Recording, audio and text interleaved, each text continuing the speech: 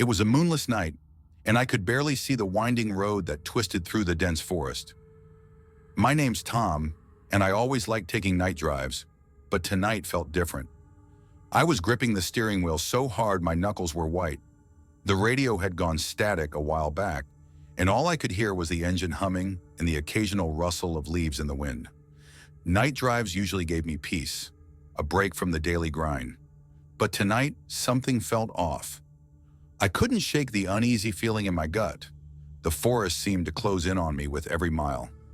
I glanced at the clock on the dashboard. 2:13 a.m. I should have been at my destination by now, but the road seemed never-ending.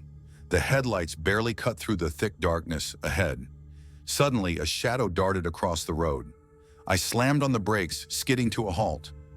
My heart was pounding as I stared into the darkness, but there was nothing there. No sign of life, just the oppressive silence of the forest. I took a deep breath and started driving again, trying to shake off the feeling of dread. As I rounded a sharp bend, the road suddenly opened up to a narrow bridge over a slow-moving river. I felt a bit of relief. This was a landmark I recognized. I was getting closer. But then, right in the middle of the bridge, I saw it, a pale figure standing in the road. I swerved to avoid it, losing control of the car.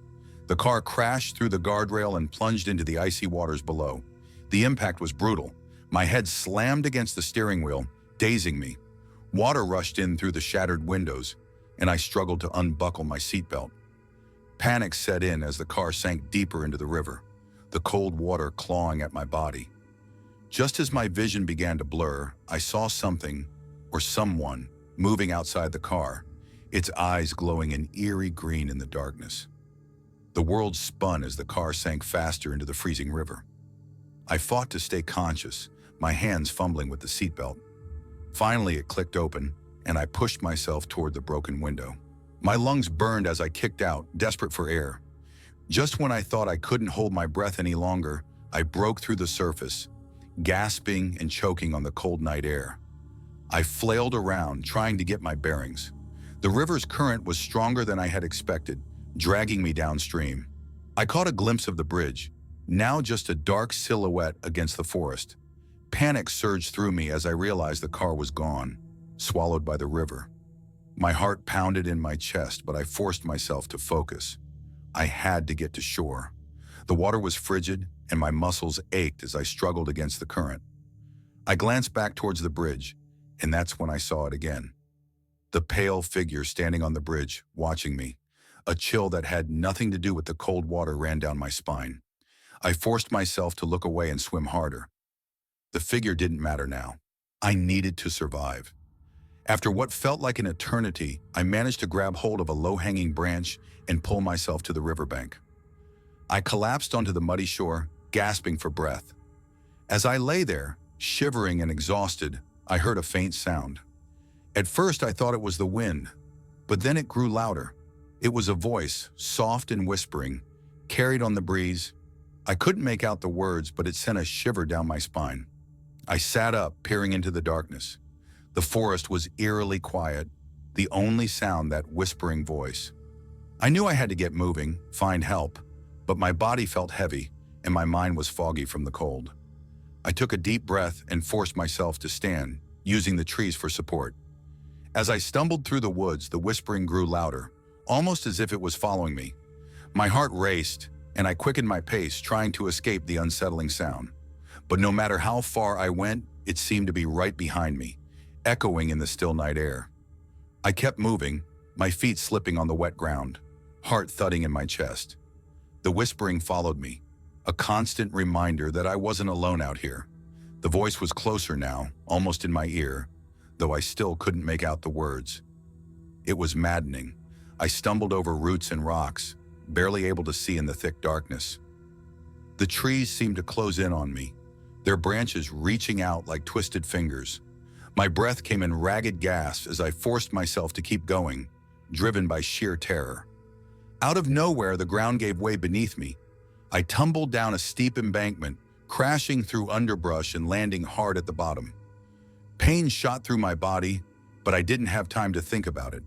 The whispering was louder now, almost a chant, and I could feel a presence drawing nearer.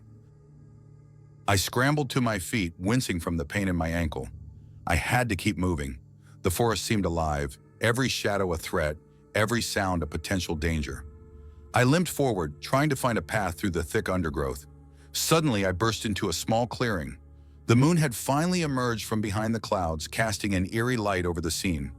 In the center of the clearing stood an old, dilapidated cabin. It looked abandoned, the windows broken and the door hanging off its hinges, but it was shelter.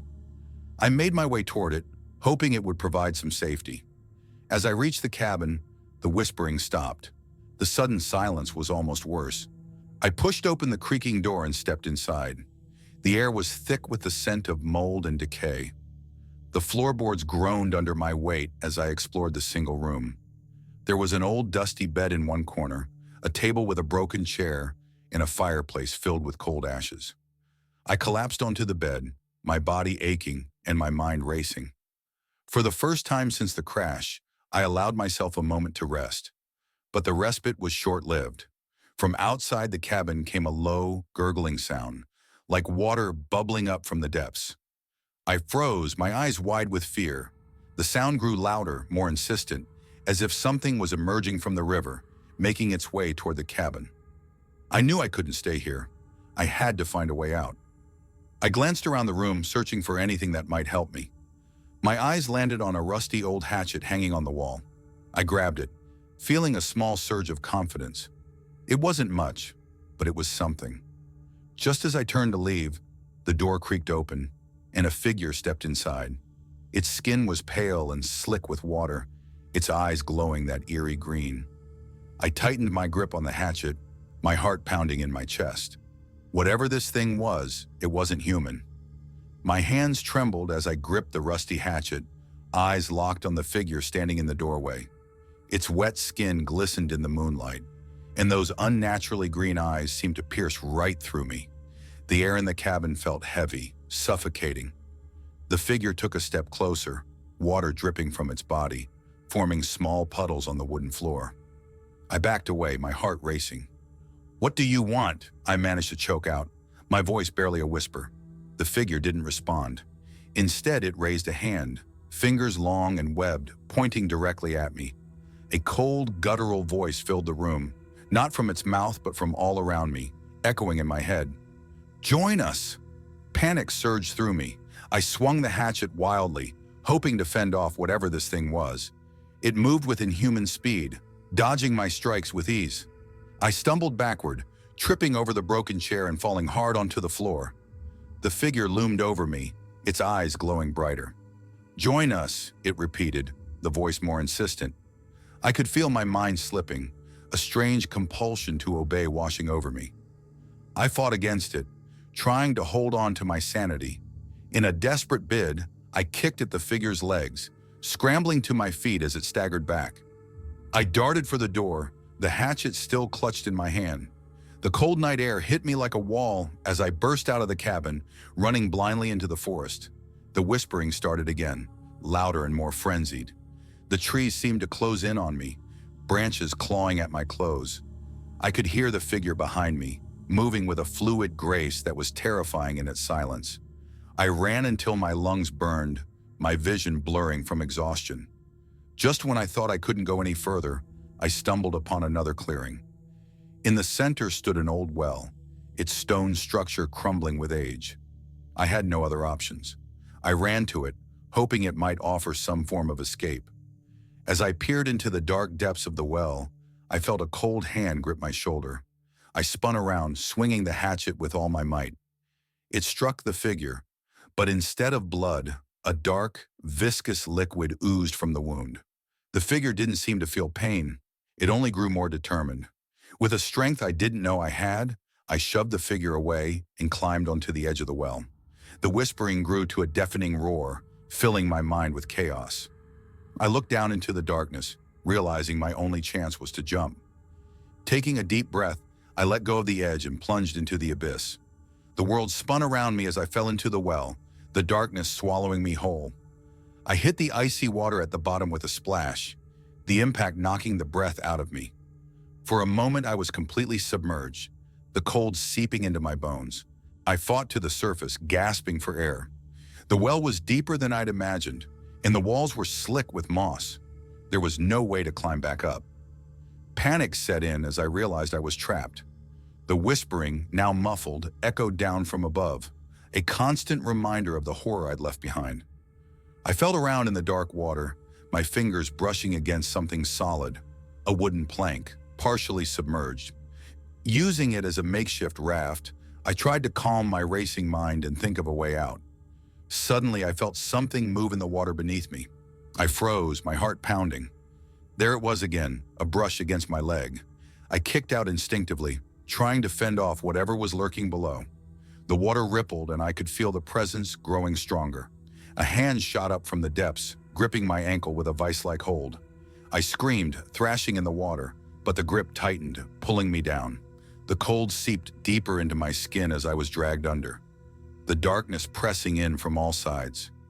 Just when I thought I couldn't hold my breath any longer, I was pulled into an underwater tunnel. The current was strong, dragging me through the pitch-black passage. My lungs burned, and my vision blurred as I fought to stay conscious. The tunnel seemed endless, but finally I was pushed up into an air pocket. I gasped for breath, my head breaking the surface. I was in a small cavern, the walls slick and glistening with moisture. The only light came from bioluminescent fungi, casting an eerie glow over the scene. I pulled myself onto a rocky ledge, shivering from the cold. The whispering was gone, replaced by the sound of dripping water and the distant rumble of the river. I took a moment to catch my breath, my mind reeling from the ordeal. As I looked around, I saw something that made my blood run cold. On the far side of the cavern, half submerged in the water, was the figure from before. It was motionless, its eyes closed, but I knew it wouldn't stay that way for long. I had to move, find a way out before it woke up. The cavern had several tunnels leading off into the darkness, and I chose one at random, hoping it would lead to safety. I moved as quickly and quietly as I could, the eerie glow of the fungi guiding my way. The tunnel twisted and turned, the air growing colder and damper with each step. I could hear faint noises ahead, like the churning of water and the distant echo of voices. I pressed on, hoping against hope that I was moving toward freedom and not deeper into this nightmare. As I rounded a bend, the tunnel opened up into another cavern. This one was larger, with a pool of dark water at its center. I crept forward, my eyes scanning the shadows for any sign of danger. That's when I saw them, figures emerging from the water, their eyes glowing green, their bodies slick and pale. I had walked right into their lair. I froze, every instinct screaming at me to turn back, but it was too late. The figures emerged from the pool, their movements unnaturally fluid, their eyes locked onto me, glowing with that eerie green light. I felt a wave of terror wash over me, but I knew I couldn't stand there and do nothing. Clutching the hatchet, I backed away slowly, trying to find another exit. The figures didn't move, just watched me with an unsettling stillness. The air was thick with a damp, musty smell, and the sound of dripping water echoed through the cavern. As I inched closer to the wall, I noticed a narrow passageway partially hidden by rocks. It was my only chance. Without a second thought, I turned and sprinted toward it. The figures let out a collective hiss, a sound that made my skin crawl and began to follow. I squeezed into the passageway, the rocks scraping against my skin. The tunnel was tight, forcing me to crawl on my hands and knees. I could hear the figures behind me, their movements eerily quiet but relentless. My heart pounded in my chest as I crawled faster, the tunnel seeming to stretch on forever. The passage eventually opened up into another small cavern. I scrambled to my feet, scanning the area for any sign of an exit. The faint glow of bioluminescent fungi revealed a small opening on the far side, just big enough to crawl through. I made my way to the opening, my muscles aching and my mind racing. As I crawled through, I could hear the figures closing in. Their whispers grew louder, echoing off the walls and filling my head with a cacophony of voices. I emerged into another tunnel, this one slightly wider. I ran as fast as I could, my footsteps echoing through the darkness. The whispering followed me, a constant reminder of the horrors behind me. I didn't dare look back. The tunnel twisted and turned, and I prayed that it was leading me to safety. My breath came in ragged gas, and my legs felt like they were on fire. I had no idea how long I had been running, but I knew I couldn't stop. Just when I thought I couldn't go any further, I saw a faint light ahead. Hope surged through me as I pushed myself to keep moving. The light grew brighter, and I could hear the faint sound of rushing water. I burst out of the tunnel and into another cavern, this one illuminated by a natural skylight. The sight of the open sky filled me with a sense of relief I hadn't felt in hours. The cavern was vast, with a large river flowing through the center. I could see an exit on the other side, a path that led up to the surface. But between me and freedom were the figures, now fully visible in the light. Their skin was a sickly, translucent white, and their eyes glowed with that unnatural green light. They moved with a grace that was both mesmerizing and terrifying. I took a deep breath, steeling myself for what was to come. I knew I had to fight my way through if I wanted to escape. Clutching the hatchet, I stepped forward, ready to face whatever horrors awaited me. I stepped forward, hatchet in hand, heart pounding. The figures moved toward me with eerie silence, their glowing eyes fixated on my every move. The river flowed between us, its dark waters a barrier that seemed both a refuge and a trap. As the first figure reached the riverbank, it hesitated as if testing the water's edge. I took this moment to scan the cavern for anything that could aid me. My eyes landed on a fallen tree trunk spanning the river, creating a precarious bridge. It was my only shot. I sprinted toward the tree trunk, my legs screaming in protest. The figures hissed, and one of them leaped into the water, swimming toward me with alarming speed. I reached the trunk and balanced precariously on the slick wood, my eyes darting between the figures and the exit on the other side. Halfway across, the figure in the water grabbed the trunk, shaking it violently. I nearly lost my balance, the hatchet slipping from my grasp and splashing into the river below. Desperation fueled me as I continued across, my breath coming in ragged gasps. Just as I reached the other side, the figure lunged out of the water, grabbing my ankle with its cold, wet hand. I kicked out, trying to shake it off, but its grip was like iron. Panic surged through me as I struggled, the other figures closing in from behind. With one final, desperate kick, I broke free, stumbling onto solid ground. The figure hissed in frustration, retreating back into the water. I scrambled to my feet and ran for the exit, the other figures still in pursuit. The path leading up from the cavern was steep and rocky, but I didn't dare slow down. The whispering grew louder, the voices more insistent. They filled my mind with a torrent of words, fragments of memories that weren't mine. "Join us," the voices chanted, a relentless chorus. "Be one with the river." I shook my head, trying to clear my thoughts. I couldn't let them get to me. I had to focus on escaping. The path twisted and turned, the terrain treacherous. My muscles burned, and every step felt like a monumental effort. As I climbed higher, the air grew colder, the light from the skylight dimming. I glanced back and saw the figures trailing me, their movements fluid and unhurried. They knew this place better than I did. They were patient. Finally, I reached the top of the path and emerged into another clearing. This one was smaller, surrounded by tall, ancient trees. In the center was a stone altar, covered in moss and vines. I didn't have time to wonder about its purpose. I needed to keep moving. Beyond the altar, I saw another path leading deeper into the forest. I sprinted toward it, but as I passed the altar, a blinding pain shot through my head. I stumbled, clutching my temples, the voices in my head reaching a fever pitch. "Join us," they screamed. "Become one with us." I fell to my knees, the pain unbearable. The figures were closing in, their eyes glowing brighter. I could feel their presence pressing down on me, a suffocating weight. In my haze of pain, I spotted something glinting on the altar, a small silver amulet, its surface etched with strange symbols. I didn't know what it was, but I felt drawn to it. With trembling hands, I reached out and grabbed it. Instantly, the pain in my head lessened, the voices retreating to a distant murmur. I stumbled to my feet, clutching the amulet like a lifeline. The figures halted, their eyes fixed on the amulet with what almost seemed like fear. I didn't understand what had happened, but I knew I had to keep moving. I ran toward the path, the amulet clutched tightly in my hand. The figures didn't follow. They lingered at the edge of the clearing, watching me with their glowing eyes. I had no idea where the path would lead, but for the first time, I felt a glimmer of hope. Maybe, just maybe, I could find a way out of this nightmare. The path through the forest was narrow and overgrown, branches scratching at my skin as I pushed forward. The amulet in my hand was warm, a strange contrast to the chill that hung in the air. I glanced back once, seeing the figures still standing at the edge of the clearing, their eyes glowing with a mix of anger and fear. They didn't follow me, and I hoped that meant I had a chance to escape. As I continued down the path, the forest seemed to grow denser, the trees twisting into grotesque shapes.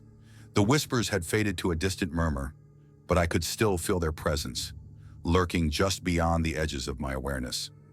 I clutched the amulet tighter, its warmth a small comfort in the oppressive darkness. The path led me to a large ancient oak tree, its gnarled branches reaching out like skeletal arms. At its base was a hollow, just large enough for a person to crawl through. I hesitated, but the sense of urgency pushed me forward. I dropped to my knees and crawled into the hollow, the damp earth cold against my skin. Inside, the hollow opened into a small chamber, dimly lit by the same bioluminescent fungi I had seen in the cavern. The air was thick with the scent of earth and decay. In the center of the chamber was a stone pedestal, similar to the altar in the clearing. On the pedestal lay a book, its cover worn and covered in dust. I approached the pedestal, my curiosity piqued despite my fear. The book looked ancient, its pages yellowed and brittle. I brushed off the dust and opened it, the pages crackling under my fingers. The text was written in a language I didn't recognize, but the symbols were similar to those on the amulet. As I flipped through the pages, a sense of understanding washed over me. The book was a record of the watermen, ancient beings bound to the river. They had once been human, transformed by dark rituals into creatures of the water, forever tied to the river's depths. The amulet was a key, a symbol of power that could control them. I didn't know how I knew this, but the knowledge felt like it had always been there, buried deep in my mind. I closed the book and slipped it into my jacket, feeling its weight against my chest. If the amulet could control the watermen, maybe it could also free me from their grasp. As I crawled back out of the hollow, I noticed something strange. The forest seemed quieter, the oppressive atmosphere lifting slightly. The path ahead was clearer, the trees less twisted and menacing. The amulet's warmth spread through my body, giving me strength. I continued down the path, my steps more confident. The forest thinned, and I could see a faint light ahead. My heart quickened with hope. Maybe this was the way out. The whispering had stopped entirely, and the only sounds were my footsteps and the distant rush of water. I emerged from the forest into another clearing, this one bathed in the soft light of dawn. In the center was a small, crystal-clear pond, its surface perfectly still. I approached it cautiously, the amulet still clutched in my hand. As I stood at the water's edge, a figure rose from the pond. It was one of the watermen, but this one looked different. Its eyes were a soft blue, not the eerie green of the others, and its expression was one of sorrow rather than malice. It reached out a hand, beckoning me to come closer. I hesitated, but something in its gaze compelled me forward. As I stepped into the water, the amulet grew hot, almost too hot to hold. The waterman spoke, its voice soft and melodic, a stark contrast to the harsh whispers of the others. "You hold the key," it said. "Release us." I didn't fully understand, but I knew what I had to do. I held the amulet above the water, feeling its heat intensify. The waterman placed its hand over mine, guiding me. Together, we lowered the amulet into the pond. The moment the amulet touched the water, a blinding light erupted from the pond, enveloping us both. The light grew brighter, and I felt a strange sense of peace wash over me. The last thing I saw before the light consumed everything was the waterman's serene smile. As the blinding light enveloped me, I felt a surge of energy course through my body. The world around me dissolved, and for a moment, I was suspended in a void of pure white light. The amulet in my hand grew unbearably hot, and then, just as quickly as it had begun, the light faded, leaving me standing on the edge of the pond. The water was calm once more, the crystal clear surface reflecting the dawn sky. I looked around, disoriented but relieved.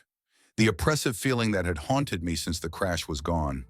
I glanced down at the amulet, now cool and lifeless in my hand, its glow extinguished. I took a deep breath, savoring the fresh, clean air. The forest around me seemed transformed, the twisted trees now standing tall and proud. The dark, suffocating atmosphere had lifted, replaced by a sense of tranquility.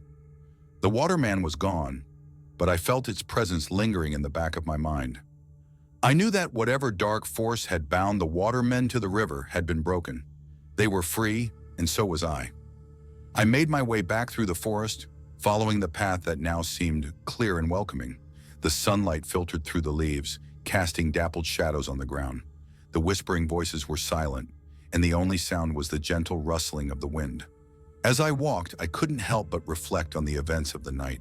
The crash, the figures, the amulet. It all seemed like a surreal nightmare. But the book in my jacket and the weight of the amulet in my hand were real enough reminders of what had happened. Eventually, I found my way back to the riverbank, where my car had sunk. The water was calm, the wreckage nowhere in sight. I sat down on a fallen log, exhaustion finally catching up with me. I knew I needed to find a way back to civilization, but for now, I just needed a rest. I closed my eyes, letting the warmth of the sun wash over me. For the first time in hours, I felt safe. The horrors of the night were behind me, and the future stretched out before me, full of possibilities. When I woke, the sun was high in the sky. My body ached, and my clothes were still damp from the river, but I felt a new determination. I stood up, brushing off the dirt and leaves, and set off along the riverbank.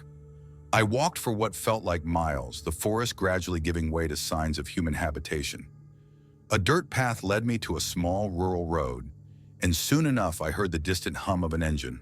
I waved down the approaching vehicle, relief flooding through me as it stopped. The driver, an older man with kind eyes, listened to my story with a mixture of disbelief and concern. He offered me a ride to the nearest town, and I gratefully accepted. As we drove, I recounted the events of the night, leaving out the more fantastical details. I wasn't sure how much of it he believed, but he didn't press for more. In town, I contacted the local authorities, and arrangements were made to retrieve my car from the river. The sheriff, a grizzled man with a skeptical look, took my statement but didn't seem convinced by my tale of mysterious figures and ancient amulets. I was given a place to stay for the night, a small room and a local bed and breakfast. As I lay in the unfamiliar bed, the events of the past day played over and over in my mind. I took out the amulet and the book, placing them on the bedside table. They were proof that it had all been real, no matter how unbelievable it seemed. The next morning, I decided to find out more about the amulet and the book. The local library, though small, had a surprisingly comprehensive section on local folklore and history. I spent hours poring over old texts and talking to the librarian, an elderly woman with a wealth of knowledge. I learned that the river had long been the subject of dark legends, tales of lost souls and ancient rituals. The watermen, or river guardians, as they were sometimes called, were said to protect the river, but they had been corrupted by a dark force centuries ago. The amulet was a key, a tool used by the original guardians to control and, if necessary, free the spirits bound to the water. With this new understanding, I felt a sense of closure. The horror I had experienced wasn't just a random nightmare. It was part of a larger story, one that I had helped bring to a resolution. I decided to keep the amulet and the book, reminders of the ordeal and the role I had played in freeing the spirits. After a few days in town, my car was finally retrieved from the river. It was a wreck, barely drivable, but it was enough to get me back home. I thanked the townspeople for their help and set off, the amulet and book safely tucked away in my bag. The drive home was long and uneventful, giving me plenty of time to reflect. The terror of that night had left its mark, but I felt stronger for having faced it. The whispers and the haunting green eyes were behind me, replaced by the warmth of the sun and the open road. When I finally pulled into my driveway, I felt a wave of relief. I was home, safe and sound. I unpacked my bags, placing the amulet and book in a secure spot. They were relics of a dark chapter in my life, but they were also symbols of my survival.